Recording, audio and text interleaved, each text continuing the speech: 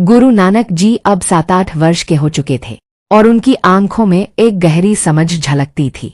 मेहता कालू जी ने सोचा कि उन्हें औपचारिक शिक्षा देनी चाहिए, इसलिए उन्होंने गुरु नानक जी को पंडित जी के पास भेजा। पहली ही कक्षा में पंडित जी ने गुरु नानक जी को संस्कृत के श्लोक और गणित सिखाने शुरू किए। जब पंडित जी ने गुरु नानक जी से एक पाठ लिखने को कहा तो उन्होंने अपनी लेखनी उठाई और लिखा, सत्य ही सच्चा मार्ग है और झूठ से मन अंधा हो जाता है। यह देखकर पंडित जी चकित रह गए और बोले, यह बालक तो साधारण शिक्षा से परे है। माता तृप्ता जी ने यह खबर सुनकर अपने बेटे की बुद्धि पर गर्व किया, जबकि मेहता कालू जी सोच में पड़ गए कि उनका बेटा किस दिशा में जा रहा है। गांव वालों ने इस घटना को चर्चा का विषय बनाया और कहा, गुरु नानक जी तो बचपन से ही सत्य का पाठ पढ़ा रहे हैं। कवि संतोख सिंह जी इस घटना को गुरु नानक जी की दैवीय प्रेरणा का प्रारंभ मानते हैं, जो उनके बाद के संदेशों सत्य, एकता और परमेश्वर की भक्ति का आधार बनी। यह कथा